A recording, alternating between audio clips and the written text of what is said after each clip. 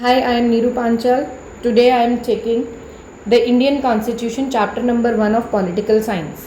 सबसे पहले हम बात करेंगे इंडियन कॉन्स्टिट्यूशन। जो इंडियन कॉन्स्टिट्यूशन है वर्ल्ड का सबसे लेंथी और लॉन्गेस्ट कॉन्स्टिट्यूशन है, क्योंकि जब हमें 15 अगस्त 1947 में फ्रीडम मिली थी तो उस टाइम जितने भी हमारे पॉलिटिकल लीडर हैं उनको समझ में नहीं आ रहा था कि हम किस तरीके से अपने कॉन्स्टिट्यूशन को डिज़ाइन करें। तो ड्राफ्ट कमेटी भी बहुत ज़्यादा कंफ्यूज हो रही थी उस टाइम। तो उन्होंने क्या करा, जहाँ भी डेमोक्रेटिक गवर्नमेंट थी उनके कॉन्स्टिट्यूशन को उठा के हम जोड़ते गए और हमारा बहुत ही लेंथी कॉन्स्टिट्यूशन बन गया।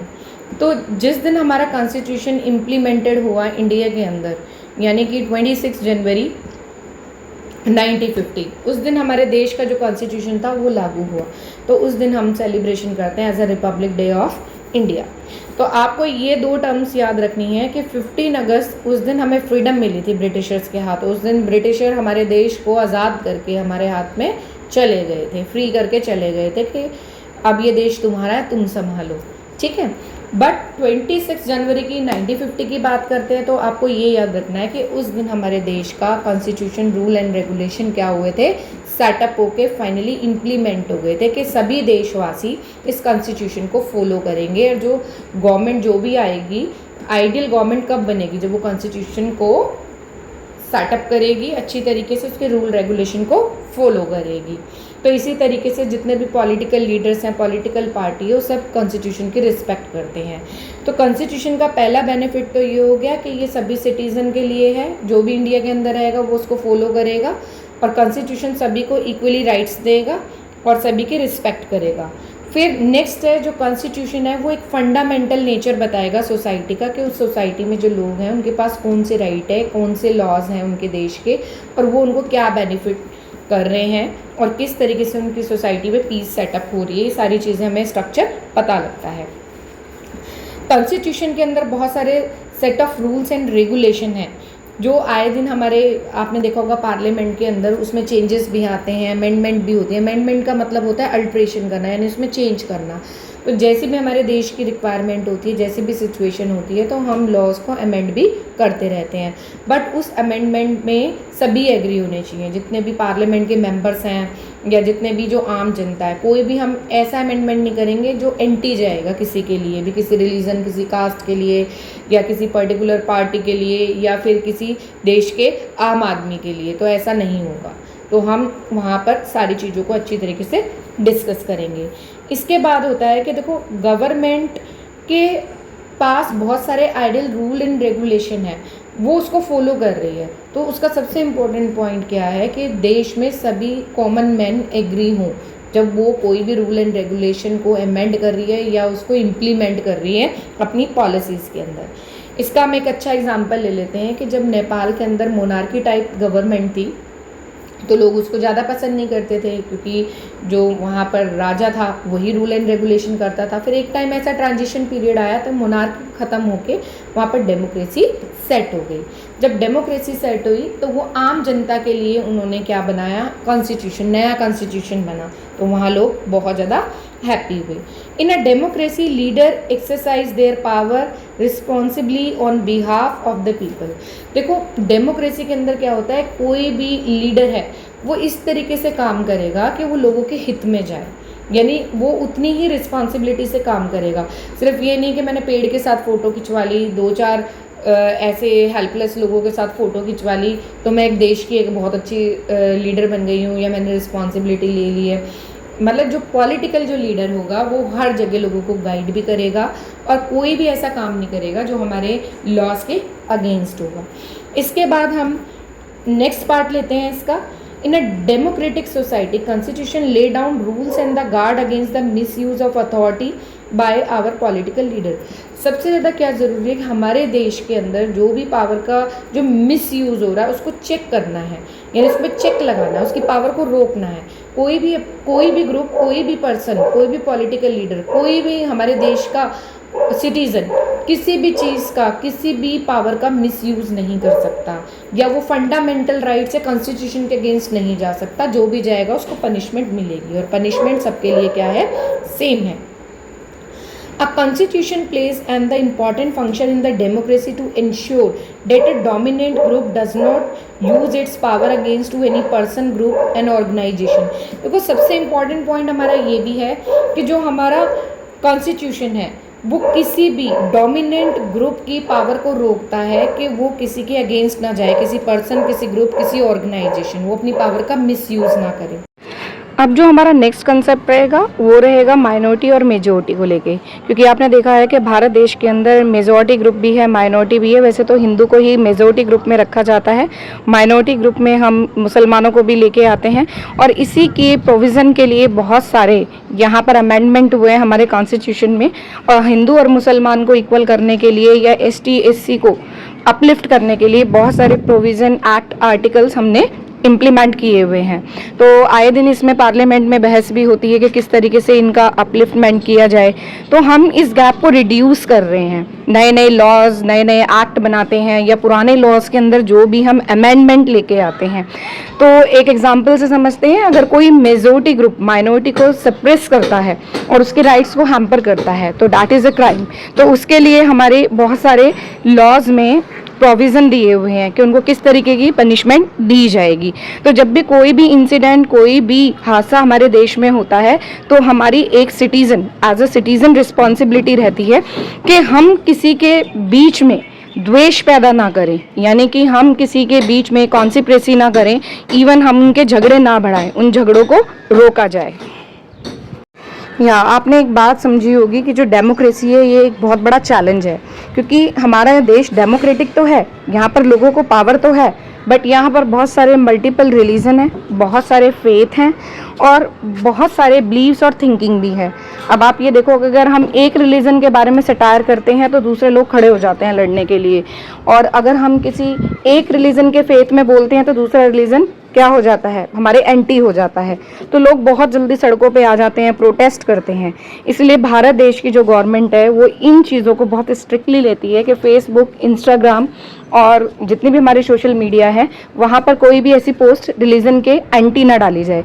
एंटी पोस्ट डालेगा या झगड़े करवाएगा या कुछ वायरल वीडियोस बनाएगा तो उसके खिलाफ जो हमारी गवर्नमेंट है बहुत ही स्ट्रिक्ट एक्शन लेती है।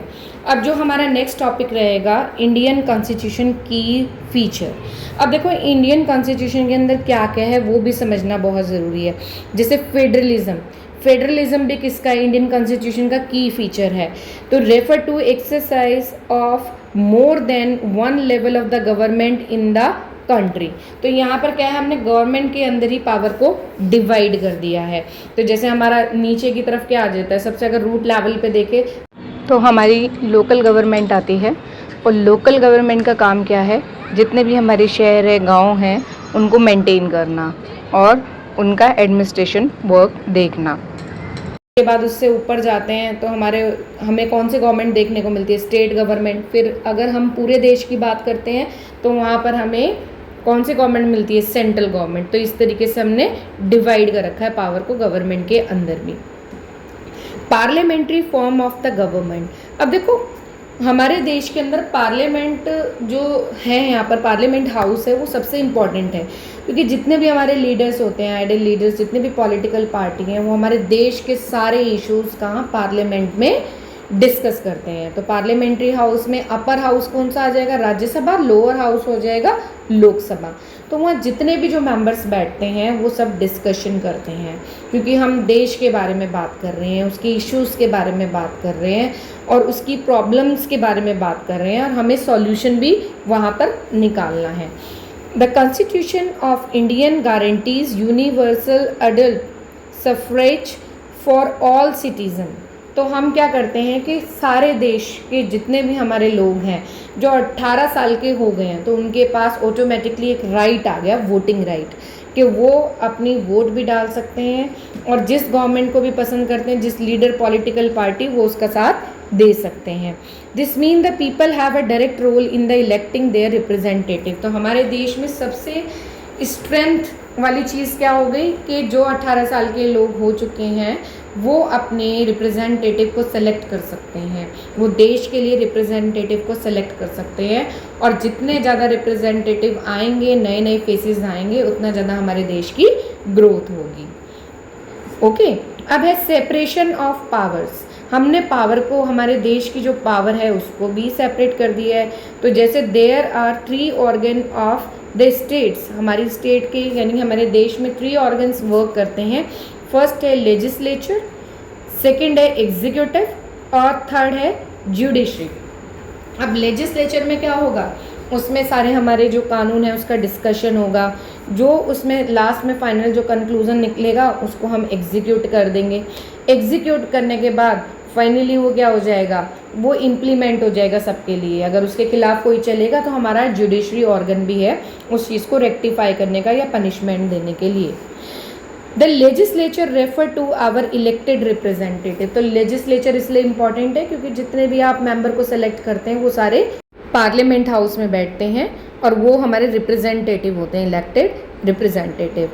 जो एग्जीक्यूटिव है उसमें क्या होता है, ये एक स्मॉलर ग्रुप है लोगों का जो हमारे देश के रूल एंड रेगुलेशन को इम्प्लीमेंट भी करते हैं, रन भी करते हैं।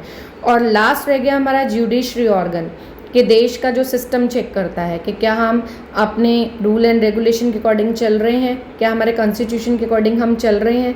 अगर हम गलत कर रहे हैं तो हमें पनिशमेंट मिलेगी।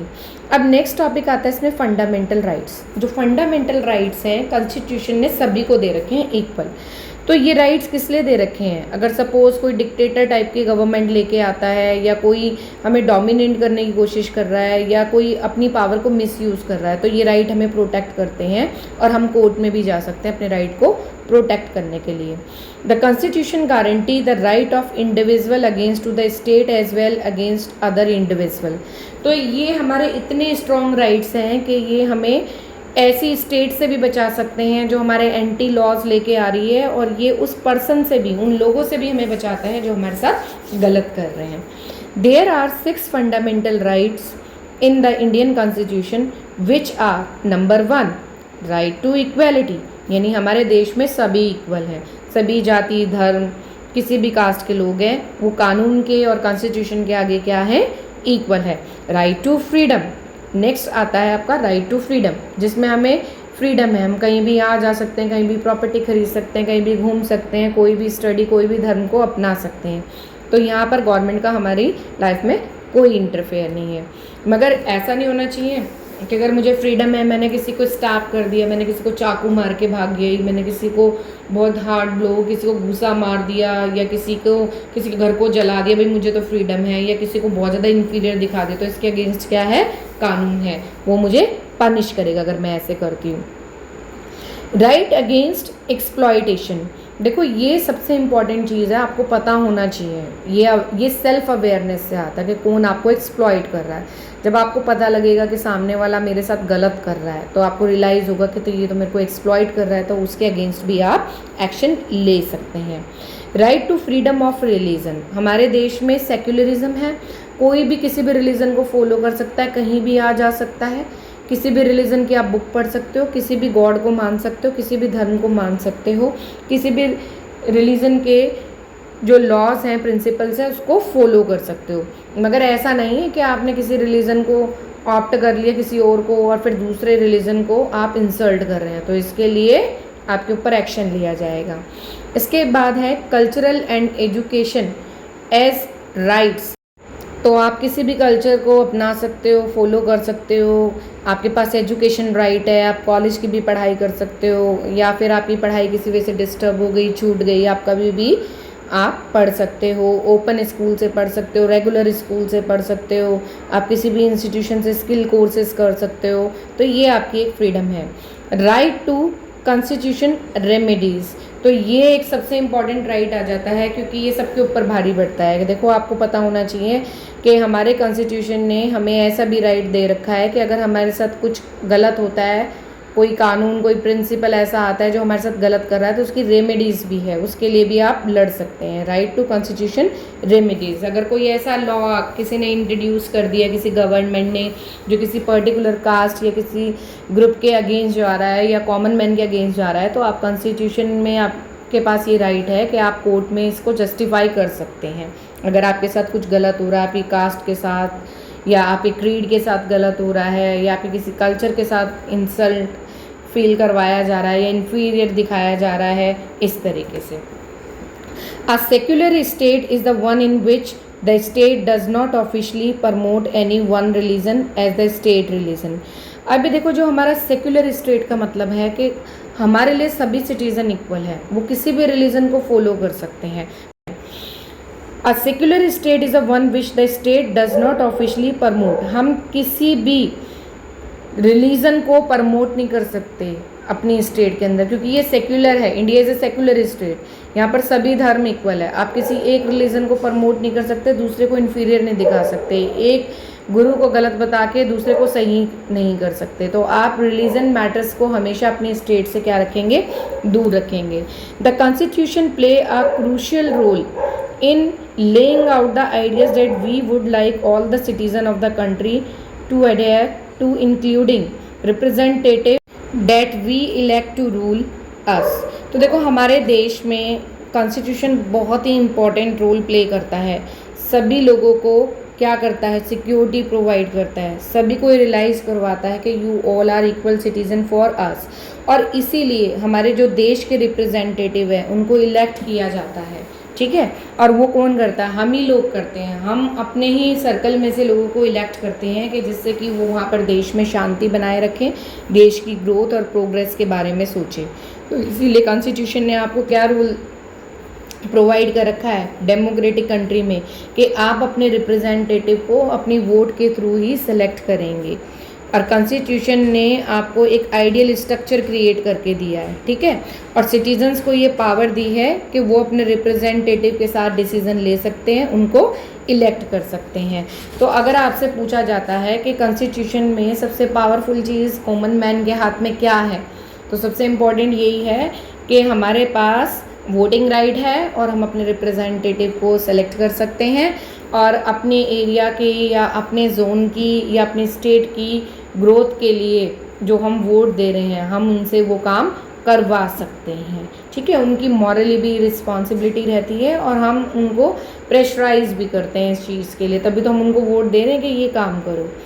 Thank you very much.